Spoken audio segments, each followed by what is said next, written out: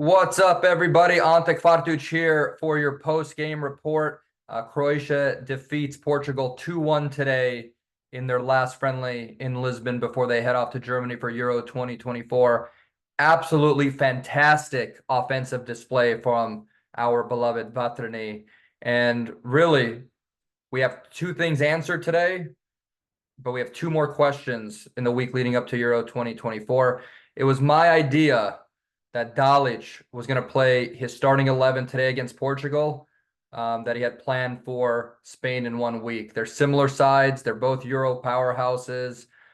They play the same tactic. So I thought whoever he would play up at the 9, whether it's Petkovic or Budimir, it was Budimir today, that's going to be our starting striker against Spain. And then I wanted to see what he was going to do on the left side with left back, whether it's Gvardiol in the center, or on the left back, and then who he was going to put at left wing, whether it was Perišić or Kramarić or Piazza or whatever he was going to do. But before we get into the two questions and the two answers that I was alluding to, absolutely fantastic display. That was an excellent first half today. The boys came out with eagerness, with hunger, with offense. Kovacic, who I love you, my man, gets fouled in the box early on in the first 15 minutes of the match. Modric converts a perfect penalty.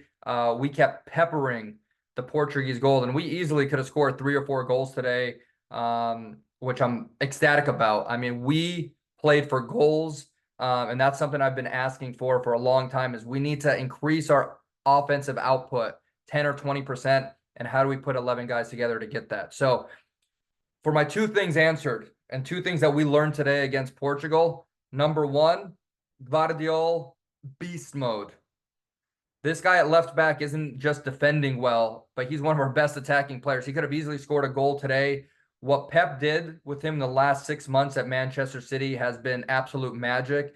This guy, like I said, is in beast mode, and he might be one of the dark horse players, not just for Croatia at Euro 2024, but at the entire tournament. He was lights out today. Modric was lights out in the 55 minutes he played today. And then Majer locked up his spot. I mean, he looked fantastic. He blistered a ball that almost scored top shelf against Portugal today. So Majer, we learned he's 100% starting. I would love him in the number 10 role, as you guys all know already, in front of Modric, but it looks like he'll be playing on the right side. And we know that Joško Gvardiol, not just for Spain, I would just play him at left back a whole tournament long. I mean, he's that valuable to us moving forward, and he creates extra offensive output that we desperately need, as we have the three midfielder trident in the middle with Brozovic, Modric, and Kovacic. We know Dalić isn't going to get off of that. So absolutely fantastic display from our guys today. But the two questions. Here's the two questions. It's a 50-50 across the board. I want to start with the striking position, and it's Budimir versus Petkovic. With Budimir starting today, I think that Dalić is going to start him against Spain on June 15th. Look, Budimir had a fantastic game against Macedonia off the bench a couple days ago. Kind of a shit game today, but guess what? He got the game winner. He cleaned up that rebound from the Pasalic strike off the crossbar, and that's what we need. That's what we need him to do. He's better in the air than Petkovic is. He's better on those crosses. He's better on those corners. And he's really good at cleaning up trash in front of the net. I believe he had 17 La Liga goals this year for Osasuna. If you made me make a decision, I'd go with Budimir, but really it's a coin flip, and all the polls we've been putting out on Twitter and Facebook and everything, it's 50-50. It really is. It really is that. And as long as our midfielder's pumping and we're pushing the ball forward, we'll be okay, whoever we put in the striking spot. Number two question, who's going to play left wing?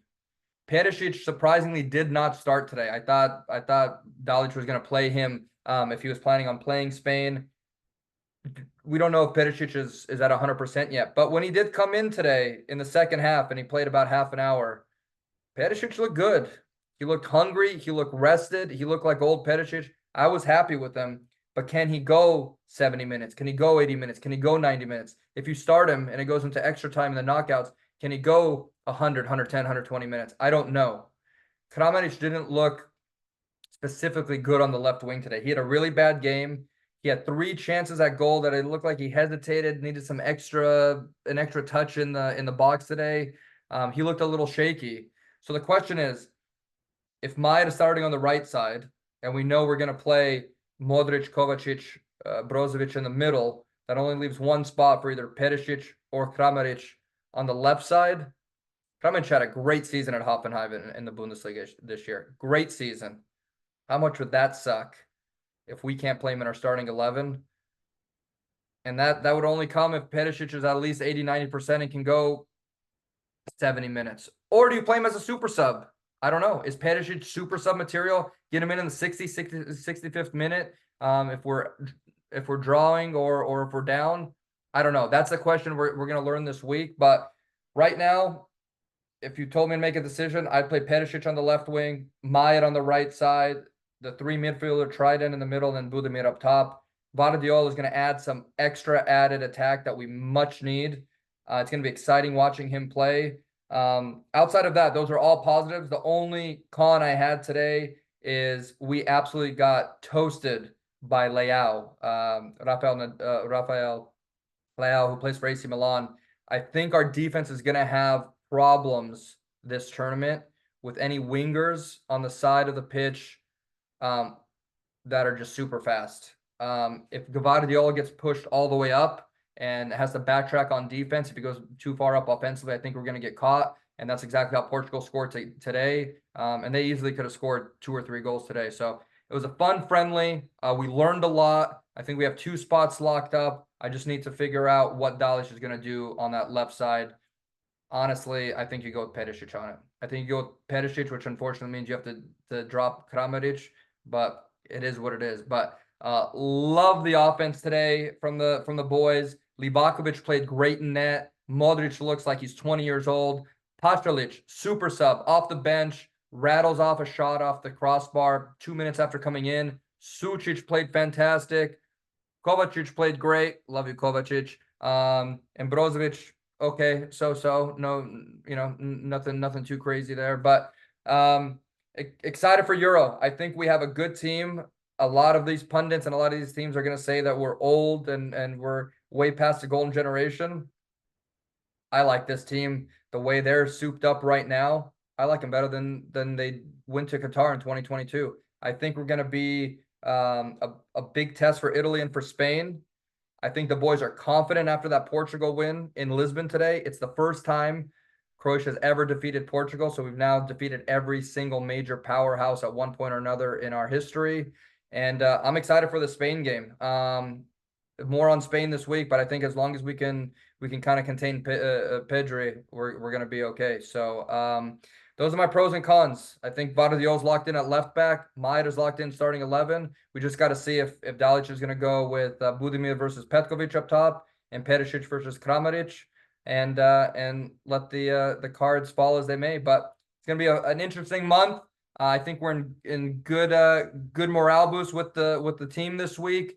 5 goals and 2 friendlies against Macedonia and Portugal. Only conceded once. I'll take that all day long. See you guys this month. It's going to be an exciting month. Always is during tournament time. Ante Kvartić, CroatianSports.com. See you guys soon.